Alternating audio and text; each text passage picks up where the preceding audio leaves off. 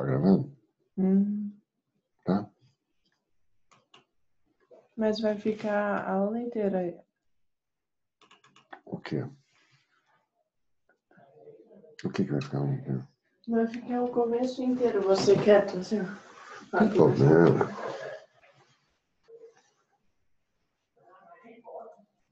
Como é que eu vou saber que eles entraram? Alguém vai ter que falar com você. Ô, Júlia, a Júlia. Júlia, tá me ouvindo? Abre aí esse microfone e fala que tá.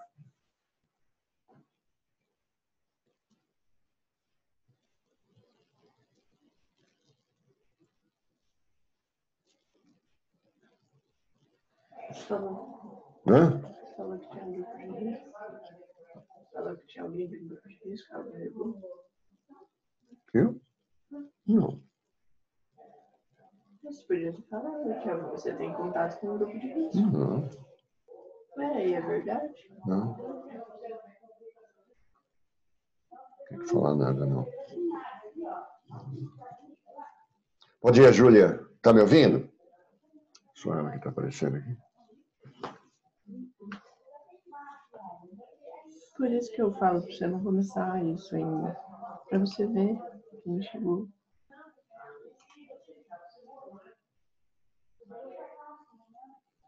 Só ela? Ela saiu.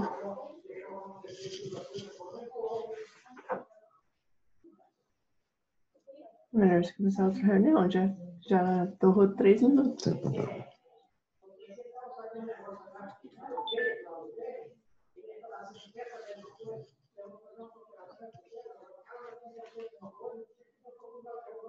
Ela respondeu sim, ó. Tá bom então. Mas ela não tá.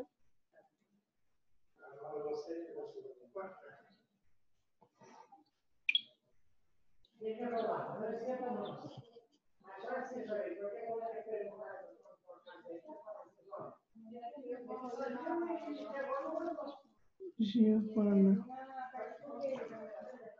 Bom dia, Giovana. Tá me ouvindo? Você não vai aparecer? Tiago. Bom dia. Ó, o Tiago. Agora sim. Agora podemos começar, né, Tiago? Escuta, você tá em casa ou tá na escola? Em casa, não consegui ir. Por que não conseguiu ir? O colégio pede vacina do H1N1. Perdi o prazo esse ano. Ah, é? Tá bom. Pô, não sabia. Ninguém pediu isso pra mim, não. E aí, tá tudo bem? O pessoal tá tendo aula lá, né? Quantos tem participantes, será?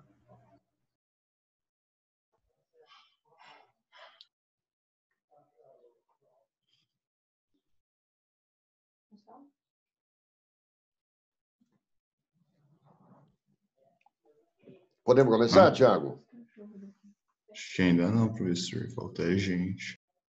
Quando você quiser, você vai no share. Quando Onde que é o você share, quiser. né? Quando você quiser. Sim. É. Tá.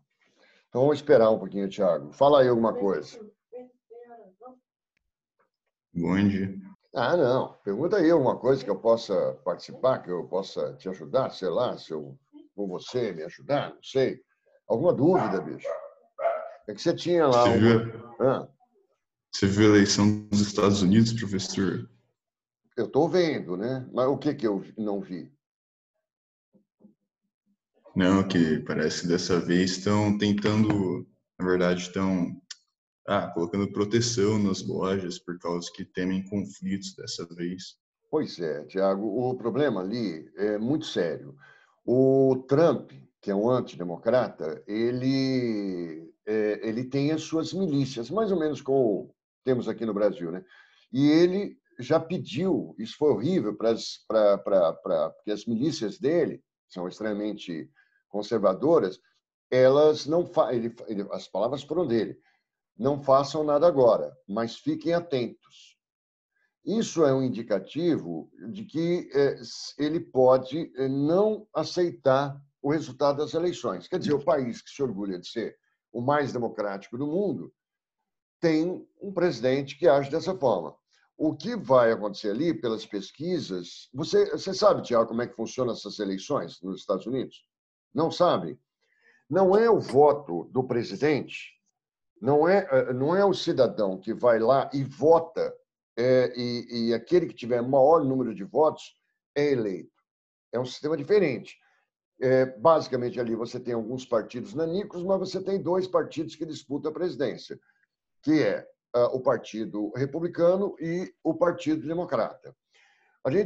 Bom, então são os 2 partidos. Então, o Joe Biden, ele lá pelo Democrata, o Trump pelos republicanos, pelo Partido Republicano. Mas é mais ou menos assim. Então, por exemplo, são 50 Estados Unidos da América, 50 Estados Unidos, que por acaso se unem, tem um governo central, mas é como se cada estado nos Estados Unidos fosse um paizinho. Então, a gente repara, por exemplo, que cada um lá tem uma forma eleitoral, uns têm urna eletrônica, outros não aceitam urna eletrônico, uns Mas é melhor presencial ou Tá me ouvindo, Thiago? em casa? Uns têm urna eletrônica, uns têm... A gente é viu o link, né? Uns têm pena de morte.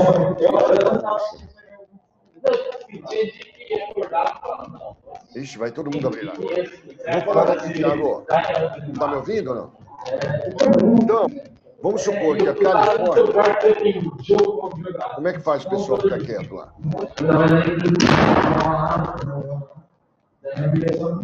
Como é que faz o pessoal ficar quieto? Você não quer xingar lá, Thiago?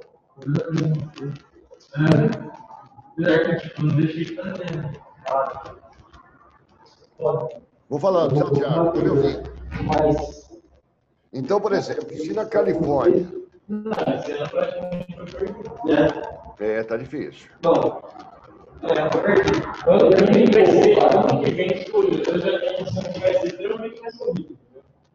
Porque a gente vai ter que esse ano tudo vai ter que pensar na revisão. É uma revisão, né? Mas é uma revisão, a gente tem. E agora, Thiago? Agora, aquele é o pessoal do presencial que está na escola.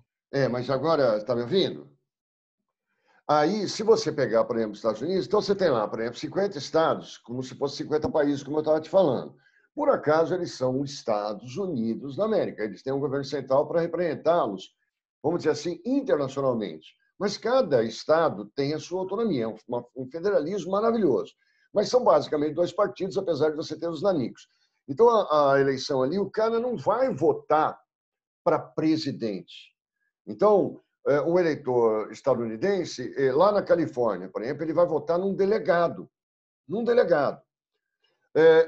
Vamos supor que a Califórnia, não é esse o número, né? Mas vamos supor que nós tenhamos lá na Califórnia 100 delegados. Você tem 100 vagas para delegados.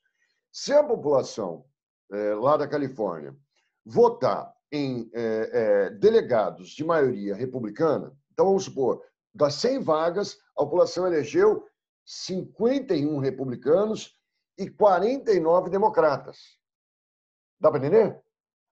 Então, são 100 vagas, 51 votos foram para republicanos, 49 foram para...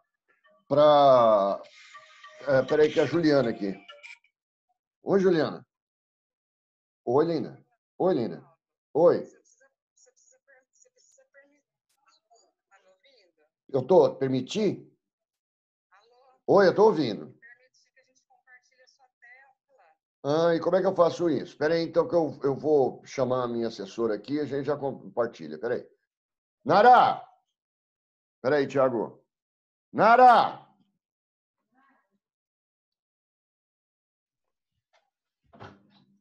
Eu preciso fazer eles compartilharem a tela lá. Como assim? Compartilhar a tela. Onde que eu compartilho a tela? Com eles. Compartilha, então? Para que eles possam me ver lá. Não sei. Tiago, como é que eu faço para eles compartilhar a tela com eles?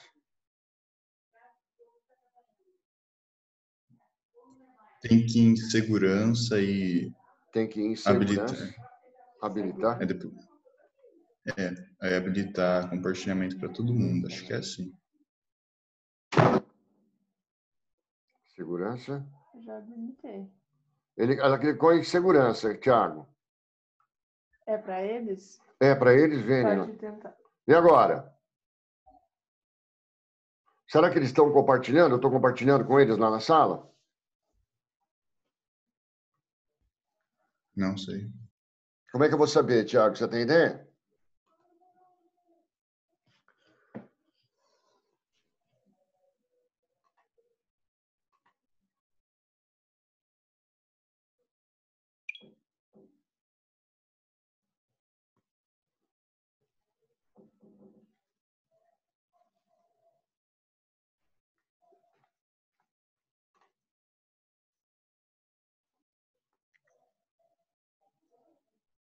Não é aqui no Mute? Não, esse é o controle deles. Eu já liberei. Liberou aí? Liga para essa moça que me ligou agora, vê se está compartilhando lá na última ligação. Então, Tiago, antes que o pessoal vê se a Nara vai checar, ver se está compartilhando. Então, eu estava te falando assim, Tiago. Então, você tem 51. Você tem o último que ela ligou, a última recente. Então, tá. Ela ligou para o WhatsApp. Então, você tem 100 vagas para delegados. E aí a população elegeu 51 republicanos, por exemplo, e 49 democratas. Os 100 delegados, apesar de você ter 51 republicanos e 49 democratas, os 100 votos vão para os republicanos. Dá para entender? Então, se no Arizona, por exemplo, você tiver 50 delegados e a população elegeu 26 dos democratas e 24 republicanos, os 50 do Arizona vão todos para os democratas, porque eles ganharam a maioria. Então, muitas vezes, a população ela pode estar... um candidato pode ter tido o maior número de votos da população, que a população queria, mas, no cálculo dos delegados, você tem mais delegados de um partido, apesar da população não desejar que um republicano, ou então um democrata, vencesse. Então, foi o caso que aconteceu com a Hillary Clinton, na última do Trump, que ele teve menos votos da população, né, para os republicanos. Porém, ele teve, apesar de ter menos votos da população, ele teve mais delegados. Então, ele levou a eleição. Então, é uma coisa que os caras estão tendo que ver, porque os caras falam, isso não é justo, né? Não era o que a população muitas vezes queria. Para que o Biden ele possa ter vencer as eleições, ele vai precisar, pelo menos, ter uns 30, 50 delegados a mais do que o Trump. Porque, se for menor que isso, o Trump vai contestar o processo eleitoral. E aí, por isso que ele fala, olha, não faço nada agora, mas vamos ficar atentos, porque ele vai vir com a ideia de que foi fraude. Então, isso pode gerar uma série de conflitos lá nos Estados Unidos por conta dessas eleições. Agora, não tenha dúvida de uma coisa, dependendo muito de quem vencer, se for o Trump, isso vai afetar o Brasil, porque o Bolsonaro é alinhado à política do Trump. Agora, se for o Biden, aí as coisas vão mudar, principalmente em relação a questões ambientais, a governos mais impositivos, né? Então, para nós é uma coisa muito importante, né? Vamos ver. Moçada, vamos começar? Vamos lá, Tiago? Vamos, Rodrigo? Rodrigo, está me ouvindo também? Eu tô te ouvindo, você está me ouvindo? Você está na sala de aula ou fora da sala de aula?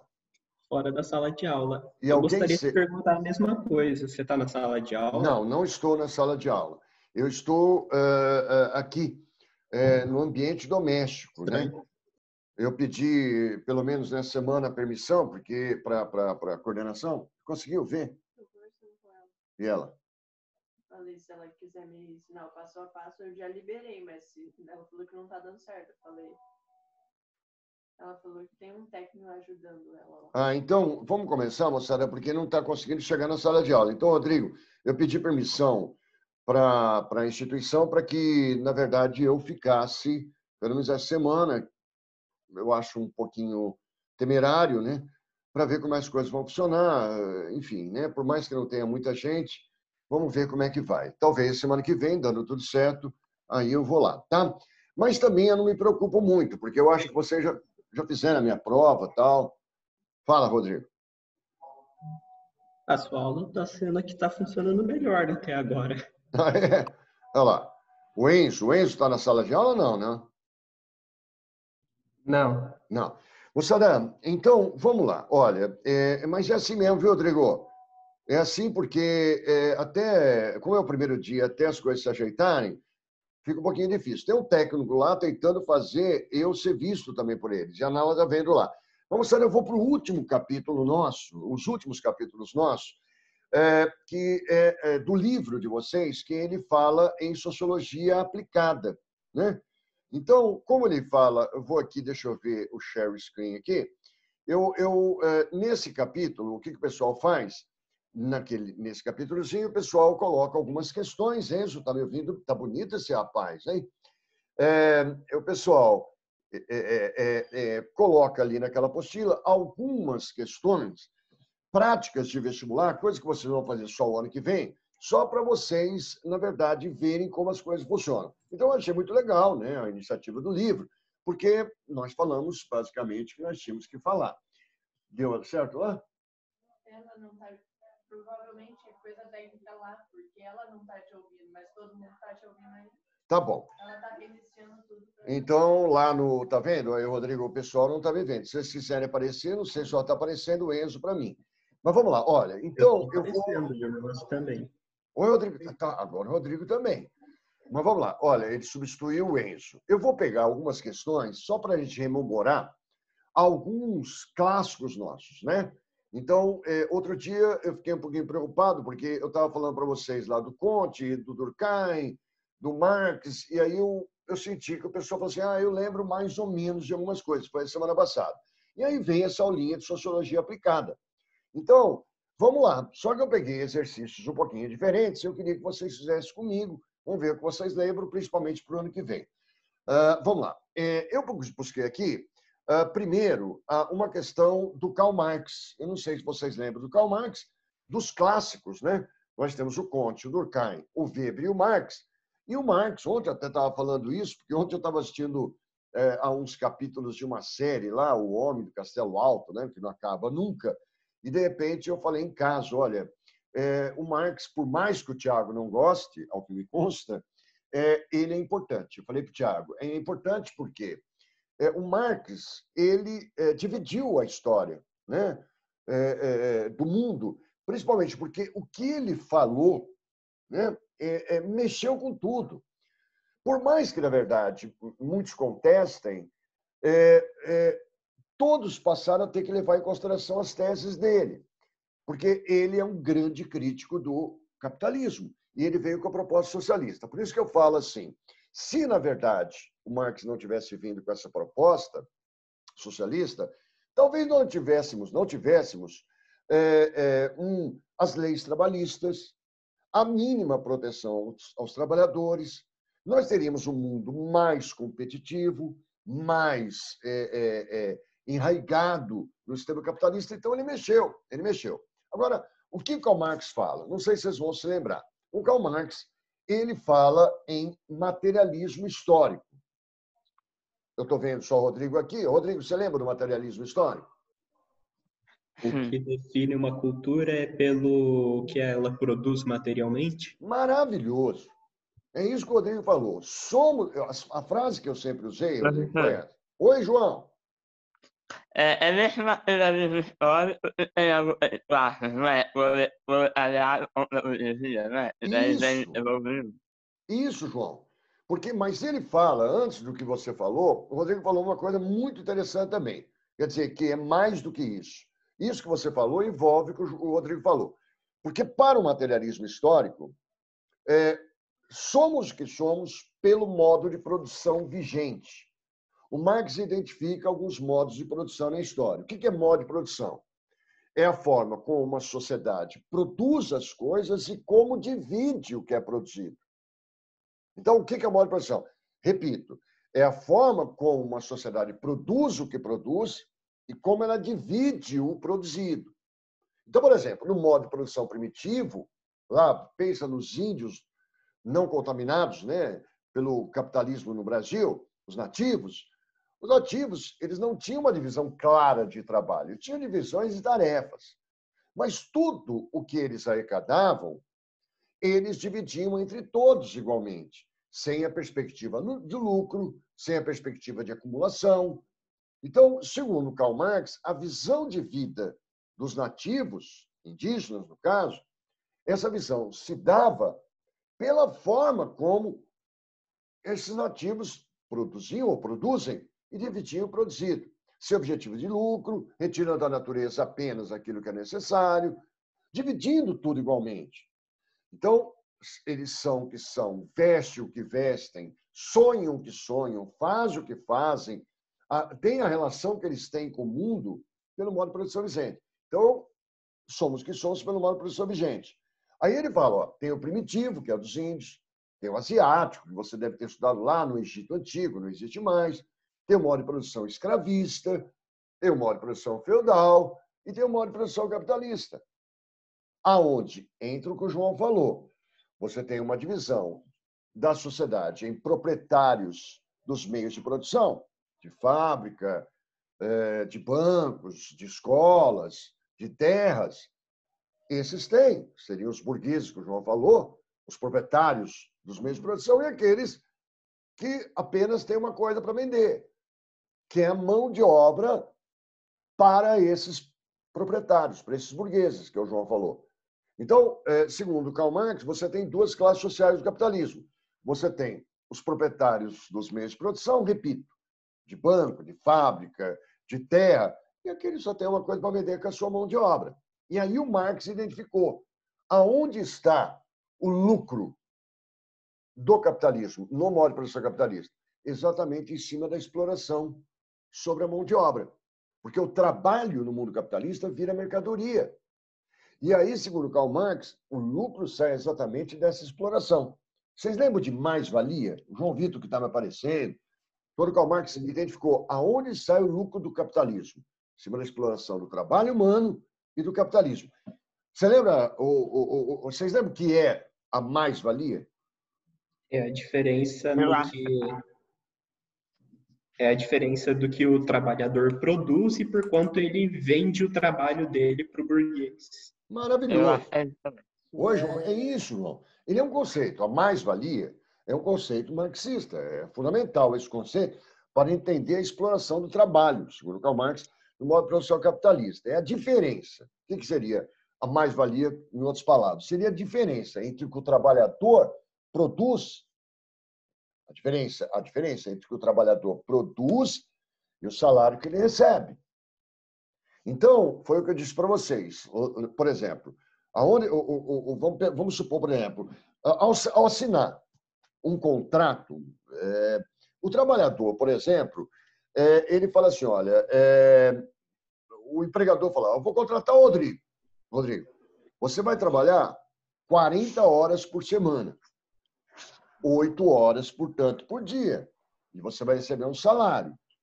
Só que o empregador, segundo Karl Marx, ele calcula, bom, eu vou colocar o cara para trabalhar 8 horas, mas o que ele vai receber corresponde a 4. Percebe? Ele produz em 4 horas o que ele deve receber de salário. Só que ele trabalha 8, então ele vai produzir 4 horas a mais do que deve pelo que ele está recebendo. E aí sai o lucro do capitalismo, segundo o Karl Marx, em cima do valor a mais que o trabalhador produz, que não recebe para isso. E aí o Karl Marx fala, isso não é justo. O trabalho vira mercadoria. Olha o Eduardo aparecendo. O trabalho vira mercadoria. Então, ou seja, ele trabalha 3, 4 horas a mais, vai depender do que deve pelo que ele recebe. E daí saiu o lucro do patrão. E aí o Marx fala, é aí que nós temos que ter uma revolução do trabalhador que acabe com esse modo de produção, e ele vem com a proposta socialista.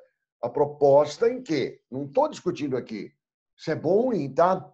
Mas é a proposta que o trabalho, que é o trabalho não pago, que se transforma em lucro do patrão, tem que pertencer ao trabalhador, e não a ser apropriado como lucro pelo capitalista.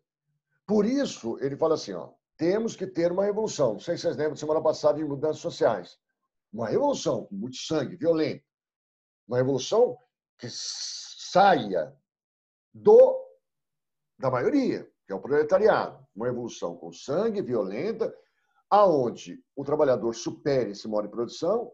Agora, veja bem, moçada, por mais chato que possa parecer, através de uma revolução, surgiria um Estado novo, um Estado. Esse Estado se apropriaria, tudo na teoria, dos meios de produção. Então, chegaria lá para um dono de fábrica. Ó, essa fábrica é tua? Fizemos uma revolução, agora é fábrica do Estado. Essas terras não são mais do proprietário de terras, é do Estado. Esse banco é do Estado. Você estatiza tudo. Tudo continua a funcionar normalmente. Só que a mais-valia que ia para o bolso do patrão, agora vai para esse Estado, que teoricamente devolve benefício. Oi? Devolve benefício para a população.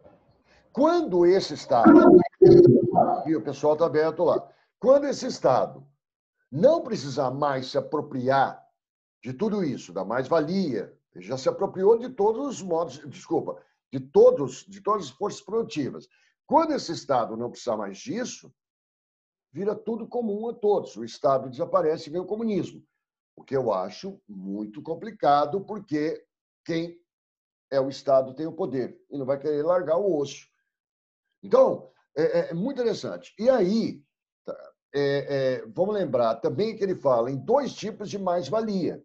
A mais-valia absoluta e a relativa. Em tese, mais ou menos assim. A absoluta. A absoluta é quando você basicamente obtém o lucro em cima da exploração das horas de trabalho não pagas ao trabalhador. Já a relativa é quando você consegue colocar muita tecnologia.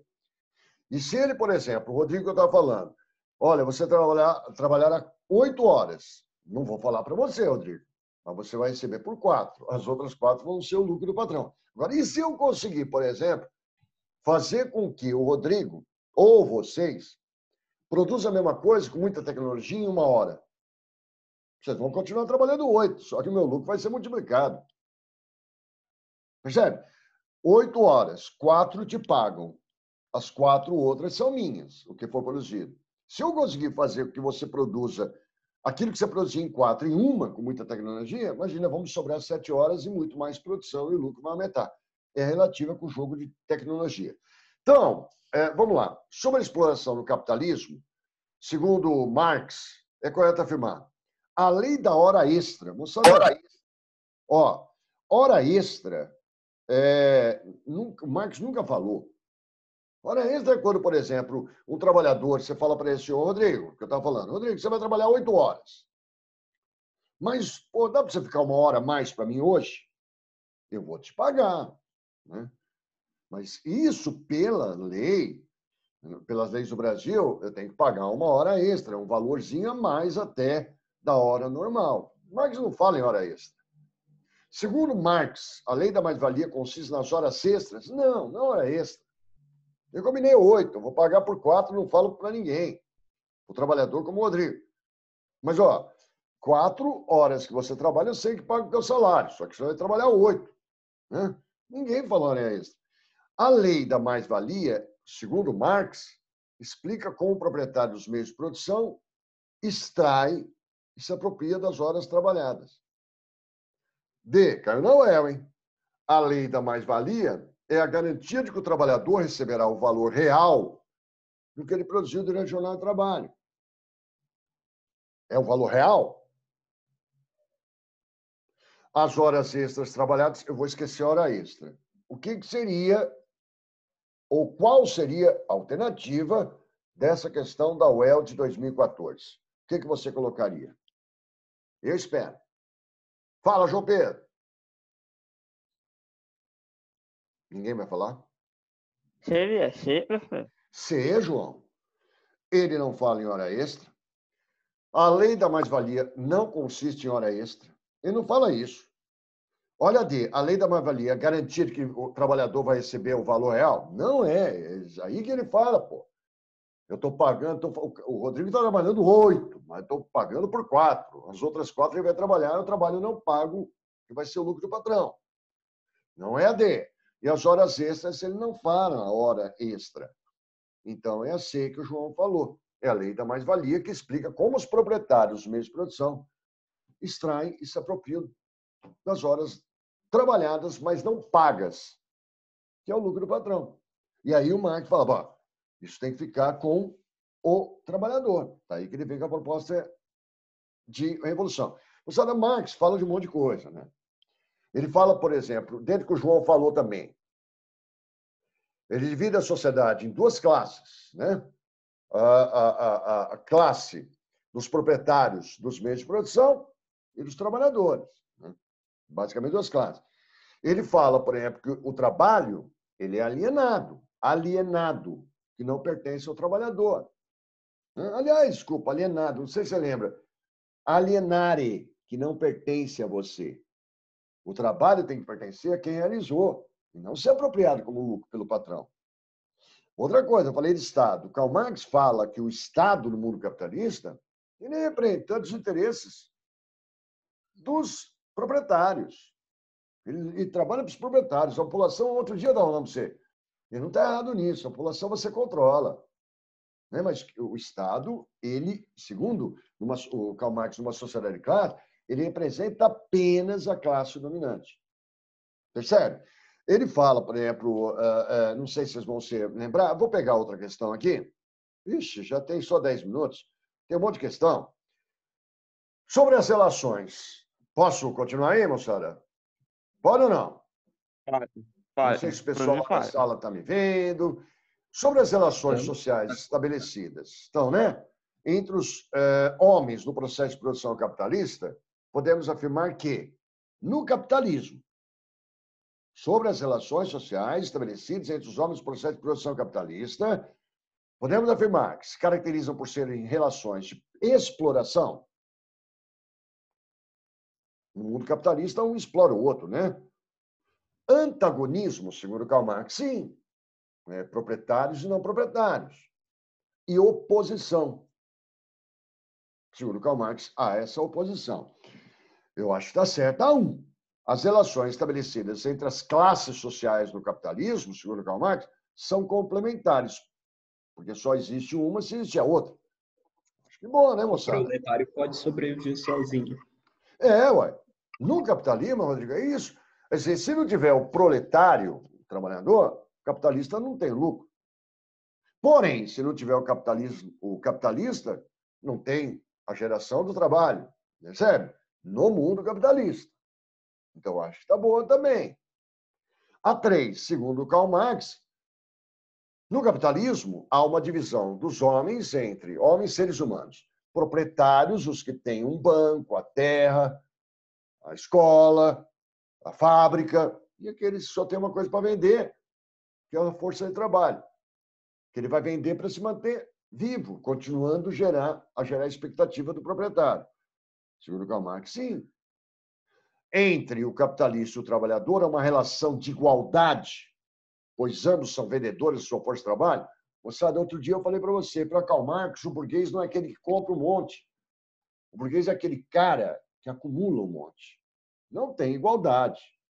Quem vende a força de trabalho seria, segundo Karl Marx, os nossos trabalhadores, os proletários. Olha a Maria Beatriz aparecendo. Tudo bem? Não sei se o pessoal da sala lá está me ouvindo. Vamos lembrar um pouquinho. Tá ouvindo aí? Ô, Eduardo, você está na sala aí, bicho? Ele está na sala. É por isso, então, que você não tem aquela parede maravilhosa por trás de você. É isso? E está indo bem aí, Eduardo? Olha lá, uns pilantras lá, ó. Estão tudo lá. Toma cuidado aí, ainda bem que tem a Juliana para cuidar bem de vocês. Então, podemos deixar tranquilo. Vamos lá. Ô, moçada, olha essa aqui. Já vai acabar. Mais um minutinho aí. Eu queria lembrar um pouquinho de outro. Tem um monte de questões, moçada. É o último capítulo do seu livro, tá? Você lembra de Weber? Ô, Eduardo, você lembra de Max Weber? Lembra, hein? O cara é inteligente, né? Isso, João. É da ação social. Ele é alemão, que nem o Marx, não.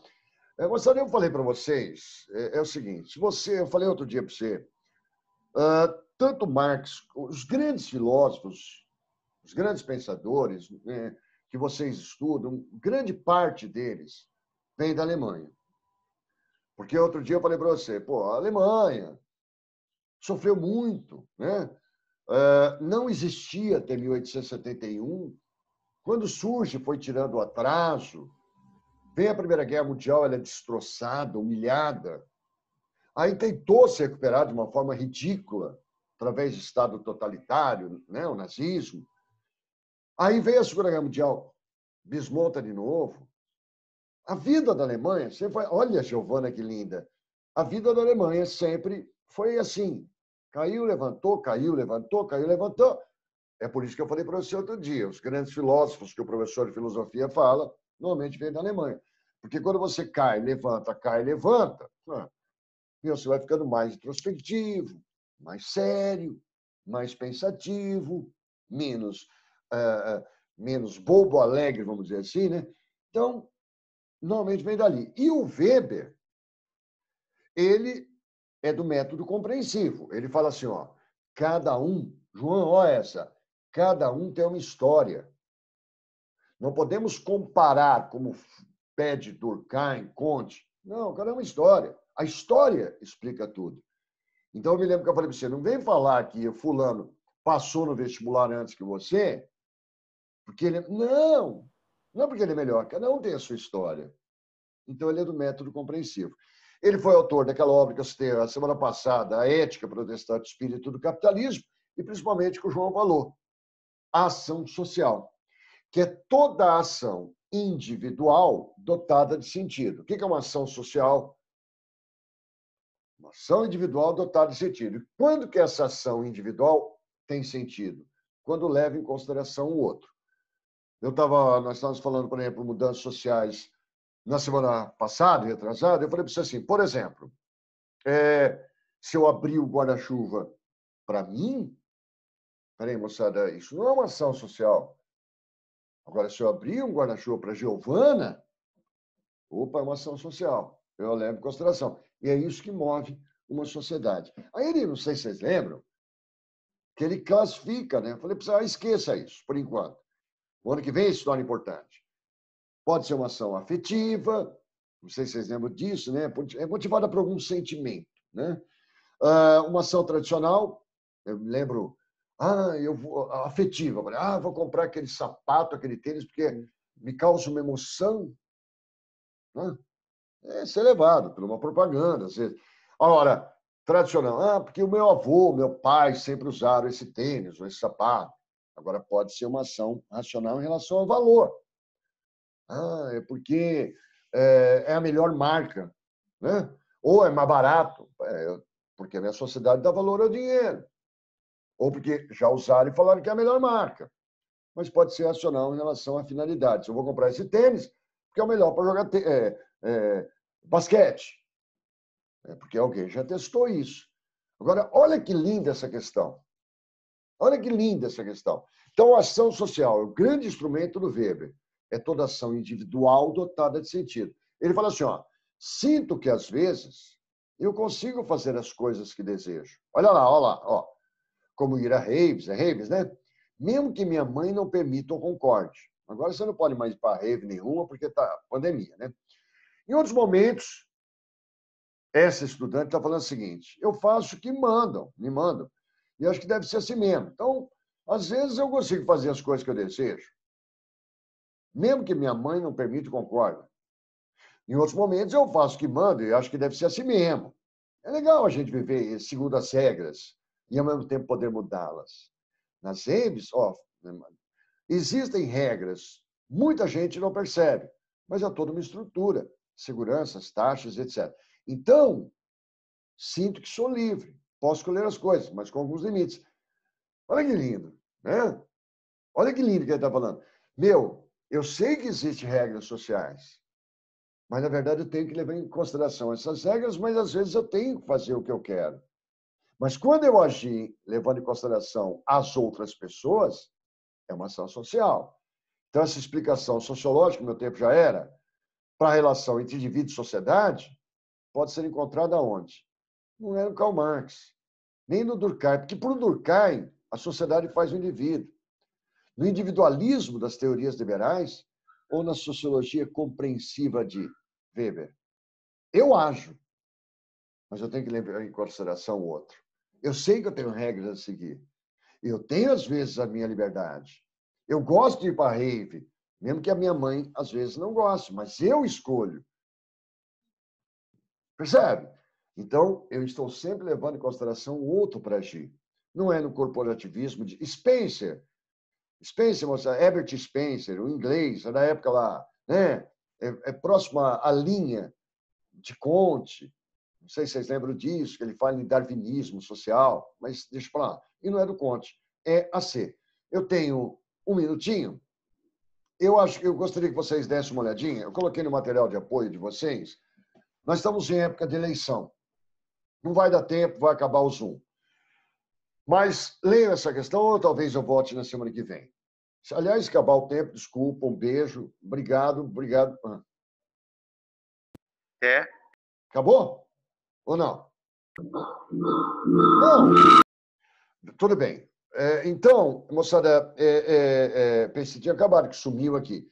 Mas, de alguma forma, eu volto, porque essa questão é belíssima, porque ela vai falar, por exemplo,